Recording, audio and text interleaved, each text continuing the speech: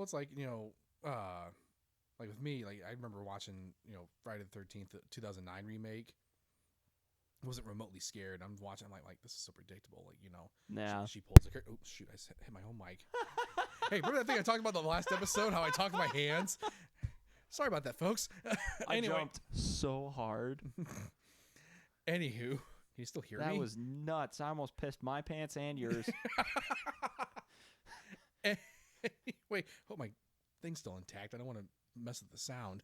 Nah, you're good. But anyway, like I said, so she pulls the curtain back. He's behind. I said the scene. So in Silence of the Lambs. So to give you an idea how good Silence of the Lambs is, Sir Anthony Hopkins is only in that film for a combined 37 minutes.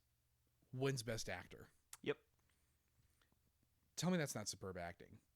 Absolutely. And the best, this is what gets really crazy. So the scene where Jodie Foster's walking down the line of, the guys, and she's passing by one cell and passes by that one, the creeper who's like, all up in her face.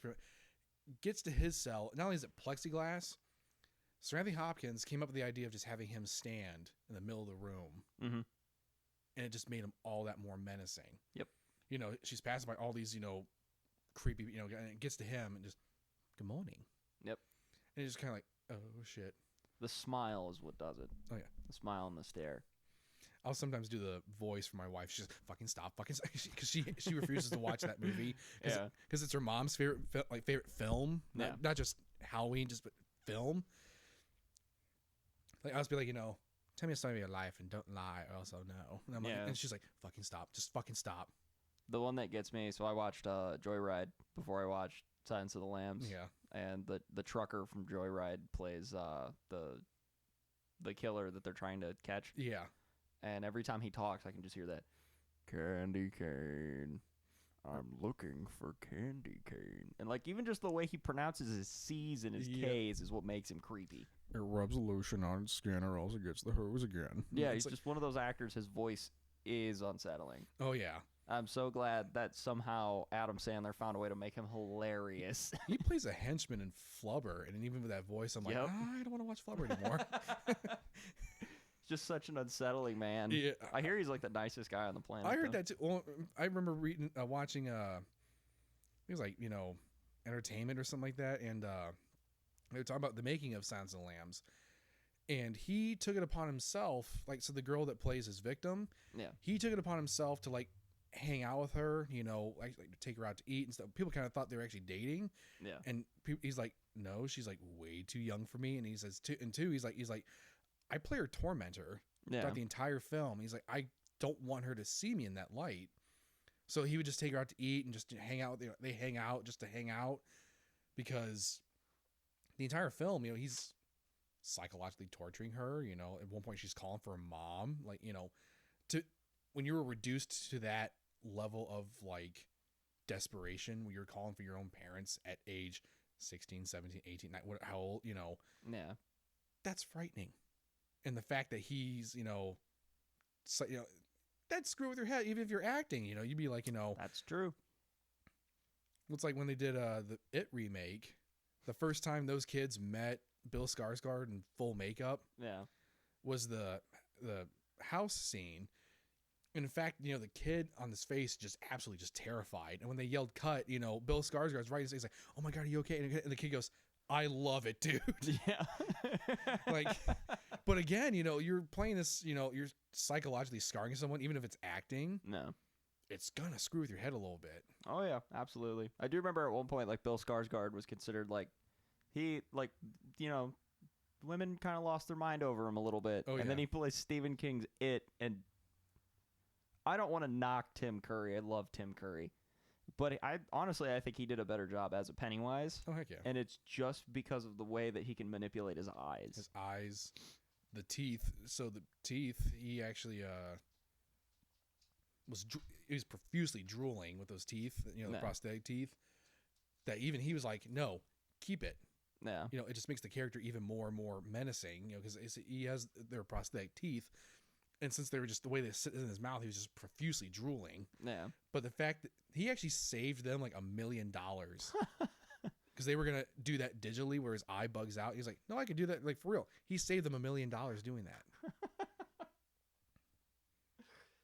Thank you, Spill Garsgar. I swear to God, I'm not drinking. Good old Sil Barsgaard. Good old Bill Skarsgård. I genuinely hope he can find more work, because I don't want people to go, oh, you're Pennywise, just have him be like that his whole entire life. Oh, God. Well, unfortunately, sir, it is that time. Oh, man. I know. No! No! But I will say this: there will be more movie ruining episodes. Oh, of course, because like film is like a passion of mine, and Richie loves ruining them for people. So this is definitely gonna be like a regular thing. There's gonna be an episode where you're gonna be like, "Don't you fucking dare!" Or at least like a semi-regular thing. But that's the only thing, is like the only movies that I genuinely can't make fun of are like Tarantino flicks, and it's just because there's so much effort that goes into it. You almost don't want to knock it, because like I watched the intro to Reservoir Dogs, and I'm like, he made that up. He and Harvey Keitel just made that up. They went and action, and Quentin went, so like a virgin, right? Like that song, right? Like it just went for it, and Harvey Keitel the whole time is like, okay, I can do this. All right, I'm not an improv actor, but shit, all right, let's do this. The fact that he even got Harvey Keitel in the first movie he ever made. Like, Harvey's already a huge star. And he's like, all right, so here's my idea for this movie. And Harvey Keitel was basically like, I love it. If you couldn't see that, I mimed oral. Felicio. Because, like, every actor in every Tarantino film, I'm pretty sure, is just an extension of Tarantino's ego at this point. I mean that in a good way. Dirge, think of the kids. It's fine. It's audio. Can make whatever weird hand gestures I want. And you can't see it yet. But when you can, I'm going to be really careful with it. Yeah, emphasis on yet. Because that's the thing, too. You know, when we come up on season 2, we're planning on doing face reveal. Yeah, once I can, like, unmillennial myself and figure out how a camera works.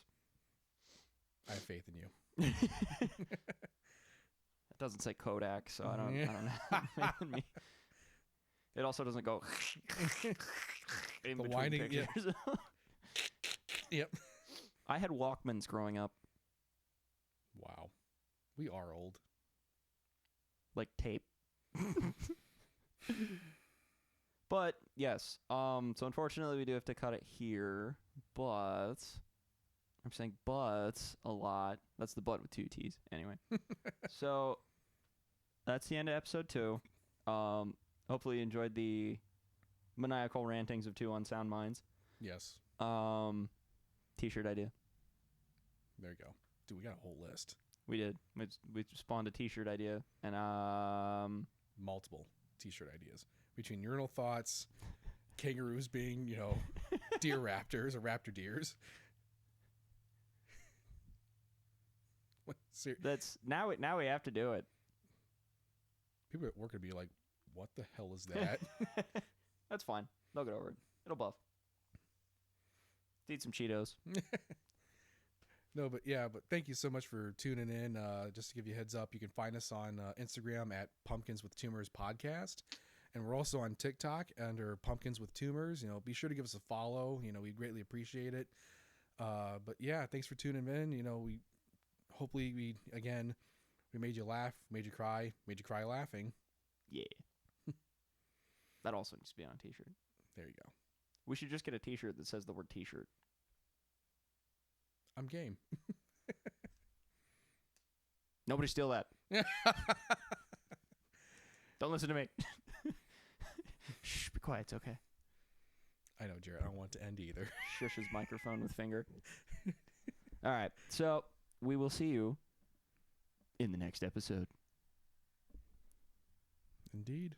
Bum, bum, bum. Bye. Take it easy, everyone.